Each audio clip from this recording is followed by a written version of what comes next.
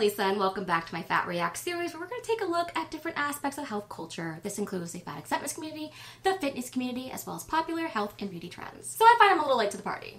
And by that I mean the political party of fatness. So yeah, I guess I've been living under a rock or something, because I only just learned that fat liberation is a political movement. And it really shows how much I've been paying attention.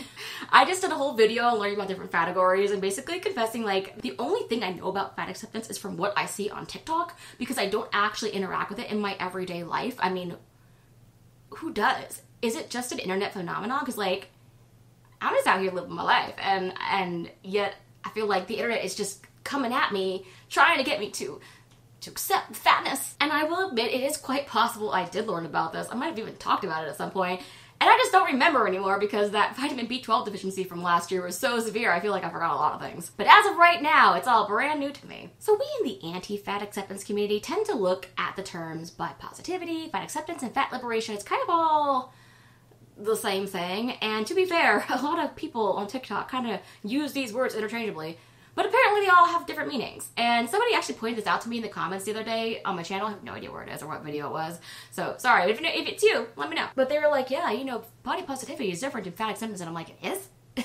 like I said, shows how much I know. But yeah, so I looked it up and I was like, okay, well, what do these things like actually mean? Like, teach me about it. So yeah, I was confused. But for people really deep in the movement, these terms have very different meanings, which we will review right now. First, we have fat acceptance. Fat acceptance and fat liberation are two that are the most used interchangeably, and I've even seen like official sites use them interchangeably, but they're actually kind of different, because fat acceptance is taking the word fat and making it a neutral term, just kind of like the way thin is, as opposed to equating the word fat with negative connotations. And it's kind of like making sure that decreasing the discrimination and destigmatization of the word fat and for people who are fat. Just essentially normalizing the idea of fatness. Whereas body positivity appears to be about loving and appreciating your body, no matter how it looks or how your size or shape may be perceived in society. But fat liberation is about liberating fat people from the systems of oppression that currently discriminate against them due to their fatness. And it's funny, you know, because I didn't know I was oppressed, but now that I know I am, I could fight for my liberation. There's also body neutrality, which is apparently about not needing to love your body, but just accepting it the way it is. And honestly, it just kind of sounds like an after-school special to me. But yeah, let's learn a little bit more about fat liberation. Really dive in and see what I've been missing out on. I got a few videos here. Let's take a look at them. Yeah, 100%. It is a lot easier for me to say that as a thin person, which is why I think it's crucial that more thin people start talking about fat phobia. When I talk about not going on diets or not changing your body to fit social norms, that is not me talking about like what I go through in my own thin privileged body. That is me talking about my political stance on being anti-diet culture. A lot of times thin folks with my political stance on being anti-diet culture. Platforms will be like, just like love your body like exactly where it is. And it's really easy for people like us to say that because the world loves our bodies the way that they are because we're thin. When I'm saying I'm anti-diet, when I'm saying I'm anti-diet culture, when I am challenging us to unlearn fat phobia, that is my politic that says we need to liberate fat people, and it takes all of us thin allies to do that. I didn't know I had thin allies.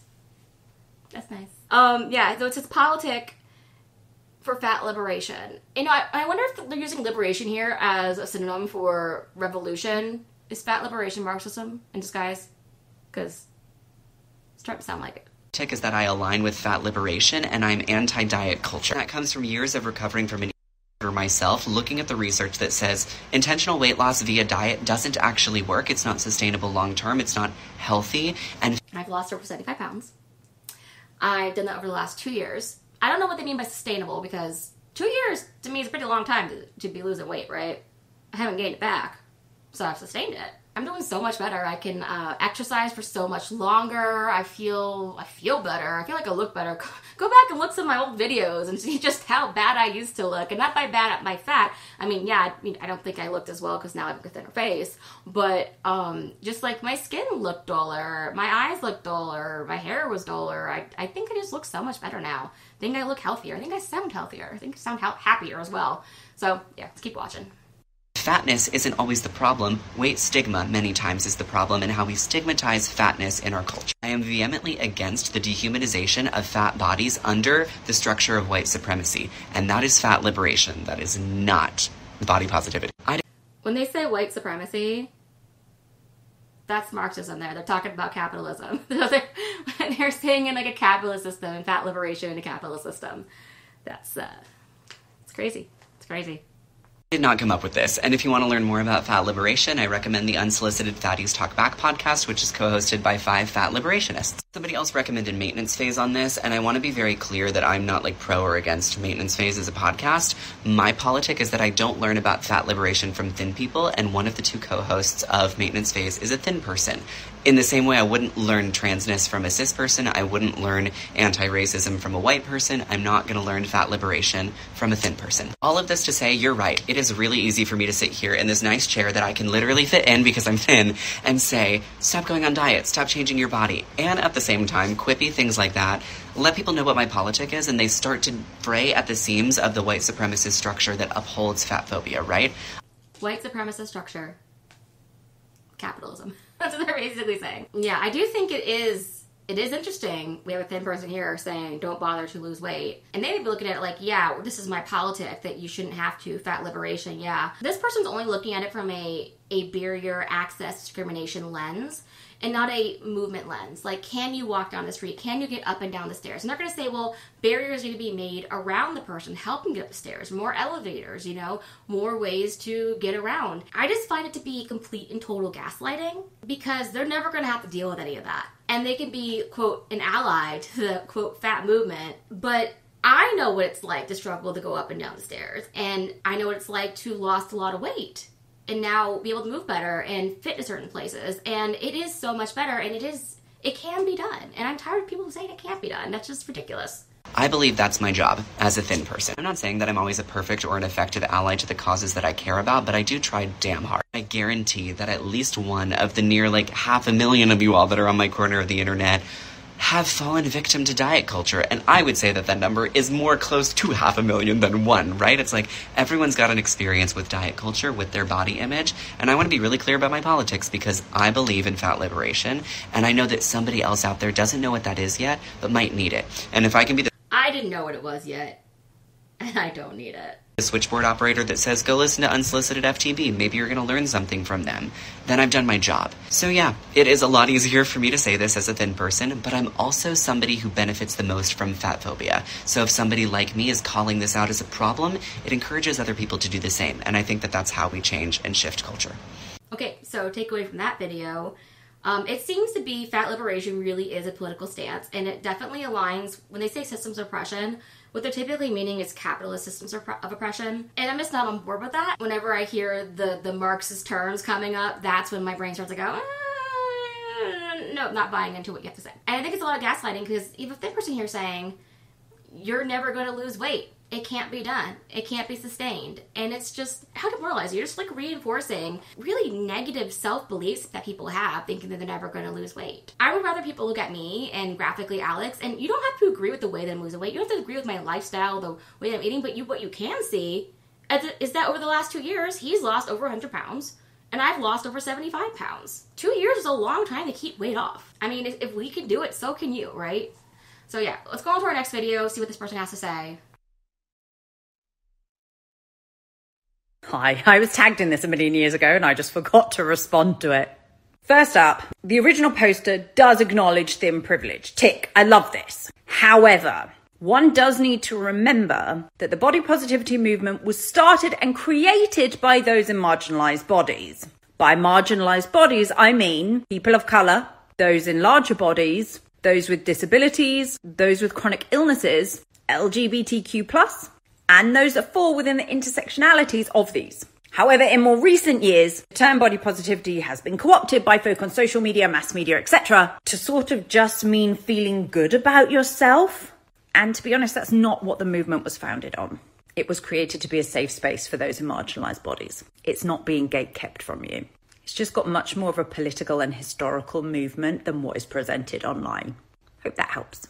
So now, we're not just saying that fat liberation is a political stance, although that is the most political, it seems, at the terms, but now body positivity is a political stance. And I don't know if it's in their case of them using the words interchangeably, because you look at somebody like Lizzo, she's a body positive person, but she's not using it as a political stance. And you would think she would be, one of those intersectionalities, right? That could speak to it most. And yet so far we have two thin people in a row here telling us what is and what isn't. And they're trying to say, like, yeah, I'm using my thin privilege to promote this idea. But I really don't even know what to say about this. I wish I had more commentary to add. I'm just so flabbergasted by this deemed to be some kind of weird political movement. And they want to co-opt it into everything. Because, like, if you think about all the different movements we have going on right now, you know, like gay rights and trans rights and anti-racism, and now we have fat liberation, you put them all together, it's like so many of these things don't actually have that much in common. And yet it's like we're trying to lump them all together so that you can create a bigger coalition of people. When really it's like some of these things that are being experienced in these other groups are immutable characteristics. They're trying to say fat is an immutable characteristic so that you can group it in with there, but it's really not. Because being fat, while yes, it's difficult to lose that fat, is technically still a choice. You have to choose to remain fat. Now, whether you want to go on weight loss drugs or lose weight naturally through diet and exercise or elect to have surgery, there are things that you can do to change the fat characteristic. It is not the same as your race, as your gender identity, or your sexual orientation. Okay? It's almost like they can't get attention for their cause unless they keep pushing this myth that you can't lose weight, right? So the gaslighting is so strong. In order to keep their movement going, they have to tell you that it's impossible to leave the movement. It's impossible to leave the community. Yeah. Okay. We got one more video. Let's check it out. I just have 1 minute between classes, so I just wanted to pop on for a quick moment to say I'm not sure when the pendulum swung so hard again to this place where now we like really intensely again hate fat people.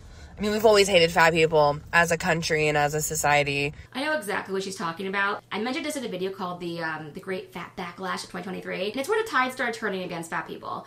And before, there was this level of sympathy had in, I would say, the 2010s, where people were like, yeah, maybe the way we treat fat people, it can be sometimes kind of unfair, and maybe we should give more empathy and try to create more access to ways to help them get healthier rather than judging them for what they are. And it really turned into, I'm oppressed because I'm fat, you need to shut up and listen to what I have to say. Or shut up, I'm fat, give me this accommodation. You not accommodating me makes you fatphobic. You saying I need to lose weight makes you fatphobic. You saying you lost weight on a calorie deficit means that you have an ED, right? All this crazy stuff. So of course people get fed up with hearing how horrible they are all the time. And so if you're going to treat them like crap, they're going to respond in kind. Okay, it's just the pendulum is going to swing back and forth. And she's acknowledging, yeah, the pendulum swung. And it's probably due to people like her.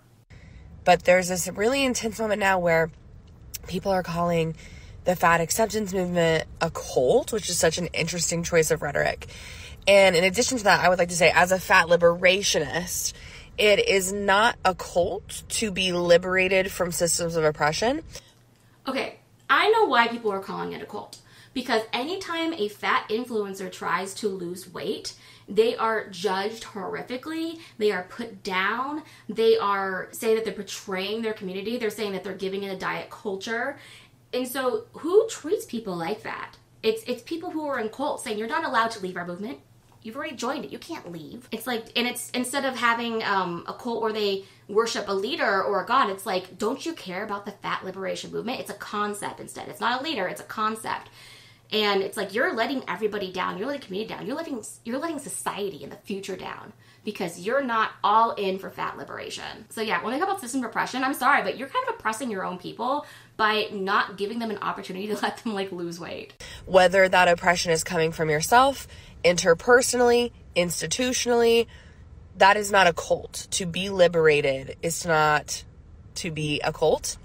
And when we think that way, we are just showcasing. Okay. Speaking of cults, Jonestown, pretty sure, weren't they liberated from life? Like from the oppression of life? That was the whole thing. He's like, I gotta release you from this pain of existence. And then they all drank the Flavor Aid, right? How is that oppression? How is that a cult to be liberated from your pain of living and existing? She can't even hear herself when she talks. how much institutionalized oppression has changed our thought processes. I would argue how much the cult has warped her brain into seeing everything through a lens of oppression. But then again, this is fat liberation. So yeah, I got a little bit more left to kind of talk about, but let's get some thoughts on those videos. I'm not for it. I'm not gonna lump myself and the fact that I am overweight in with a bunch of other causes where people might have actual concerns. Being fat is not an immutable characteristic. You can change it. You can lose weight. It's hard. It's not easy, especially if you have a full-time job, especially if you have lots of responsibilities and not a lot of time and you're just stressed and exhausted every day, as most people are in 2024. But it can be done. And so gaslighting people into thinking that they have no power over their bodies is just insane, wrong, and frankly kind of evil. Last thing we have here is something I called the Fat Liberation Manifesto from the campus library of UW Bothell and Cascade College. I have no idea what this is. It's like a fake online college. But anyways, I thought it was funny because they have in the library guides for fat activism, the manifesto, we believe that fat people are fully entitled to the human respect and recognition. We are angry at mistreatment by commercial and sexist interests. These have exploited our bodies as objects of ridicule, thereby creating an immensely profitable market, selling the false promise of avoidance of or relief from that ridicule. Once again, they're bringing up market, profitable market, to talk about capitalism. They're basically saying capitalism caused our fatness. I guess you could argue that you've got a choice of buying things and chose to buy the really unhealthy food and eat it, right? We see our struggle as allied with the struggles of other oppressed groups against classism, racism, sexism, ageism, financial exploitation, imperialism, and the like. And by imperialism, they mean capitalism. And I do not see us aligned with those things. I, as a fat person, am not aligned with racism and sexism. Like, I'm sorry, like, I'm not going to argue that my issues are as bad as somebody who's being discriminated against for their race. That's just insane. We demand equal rights for fat people in all aspects of life as promised in the Constitution of the United States. We demand equal access to goods and services in the public domain and an end discrimination against us in the areas of employment, education, public facilities, and health services. Okay, so tell me again, where in the Constitution does it say that fat people don't have rights? I'm waiting. Let me know. We single out as our special enemies the so-called reducing industries. These include diet clubs, reducing salons, fat farms, diet doctors, diet books, diet foods, and food supplements, surgical procedures, appetite suppressants, drugs, and gadgetry such as reps and reducing machines. When they say reducing machines, do they mean like liposuction or like machines at the gym? Because I really want to know. We demand that they take responsibility for their false claims, acknowledge that their products are harmful to public health, and publish long-term studies proving any statistical efficacy of their products. We make this demand knowing that over 99% of all weight loss programs, when evaluated over a 5-year period, fail utterly, and also knowing the extreme proven harmfulness of frequent large changes in weight. Okay, so yeah, weight loss programs, all of them, crap, right?